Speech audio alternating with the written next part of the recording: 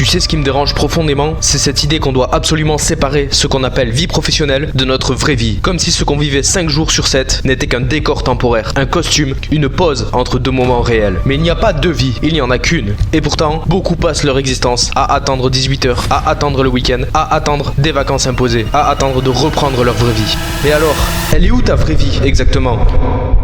On nous a conditionnés à travailler pour l'argent, comme si c'était le seul objectif. Mais l'argent est un outil et une conséquence, pas une fin en soi. Ce qu'on fait pour gagner de l'argent devrait être un levier pour grandir, pas une cage dans laquelle on s'enferme. N'importe quel métier, que tu sois salarié, indépendant, entrepreneur, devrait avant tout être un outil de développement personnel, un espace d'évolution, un terrain d'apprentissage, une manière d'apporter de la valeur aux autres tout en devenant une meilleure version de toi. Mais pour ça, il faut déjà changer de regard. Et ça passe par une chose simple, ne plus voir ton taf comme un endroit où tu fais semblant. Je vois trop de gens jouer un rôle, trop de gens mettre leur vie sociale, leur personnalité, leur humour, leur légèreté sur pause dès qu'ils passent les portes de leur boîte. Trop de gens refusent d'envisager la séduction au travail comme si c'était une aberration. Mais on parle de lieux où tu passes des centaines d'heures par mois entouré d'autres humains. T'as pas le droit d'aimer, t'as pas le droit de créer du lien, de construire une amitié ou même une histoire d'amour. Et après, on s'étonne du taux de solitude mondiale. Cette séparation artificielle est partout, même dans le langage. On parle de vie professionnelle, c'est comme si on parlait de vie sportive. Pourtant, quand tu vas à la salle, tu restes toi-même. Tu vas pas commencer à dire ce qui se passe à la salle, reste à la salle. Tu vas pas rentrer chez toi en disant aujourd'hui j'étais fort en vie sportive. Alors pourquoi le faire avec leur travail? De plus, énormément de gens semblent avoir peur de ce que leur patron ou leur supérieur pourrait penser d'eux ou de leur travail chaque jour qui passe, comme si ce dernier avait un pouvoir de jugement sur leur propre valeur intrinsèque. Et c'est également une aberration. Je vais te dire un truc important. Je ne dis pas qu'il faut absolument être entrepreneur car c'est à la mode. Tu peux très bien rester salarié toute ta vie, mais seulement si tu sais que t'as le choix, tu choisis en conscience de ne pas entreprendre parce que tu kiffes ce que tu fais, tu respectes ton équilibre de vie, ta santé, ton temps, ton énergie, tes valeurs. Tu bosses avec des gens qui t'élèvent, qui te respectent et avec qui tu peux 100% être toi-même. Et surtout, si ce que tu fais te nourrit autrement qu'en euros. Parce que même chez les entrepreneurs, beaucoup se trompent. Ils ne font que reproduire les chaînes qu'ils avaient dans le salariat. Ils travaillent pour l'argent, pour la validation, pour la reconnaissance ou le consumérisme. Mais ils oublient que le vrai but, c'est d'être libre et fier de ce qu'ils construisent. Alors je t'invite à cette réflexion. Et si tout ce que tu faisais, y compris ton travail, devenait une extension de toi-même, un moyen d'exprimer tes valeurs, d'explorer tes limites, de créer du lien, de progresser, de transmettre. Et si, finalement, tu arrêtais de compartimenter ta vie pour enfin la vivre pleinement. J'espère que la vidéo t'a plu. Si c'est le cas, n'hésite pas à bombarder les likes, à t'abonner et à me laisser un commentaire. Tout ça me soutiendrait pour continuer ce format sur la suite de la chaîne. Sur ce, je te souhaite un excellent week-end. Repose-toi bien et on est ensemble, soldats d'élite. Ciao!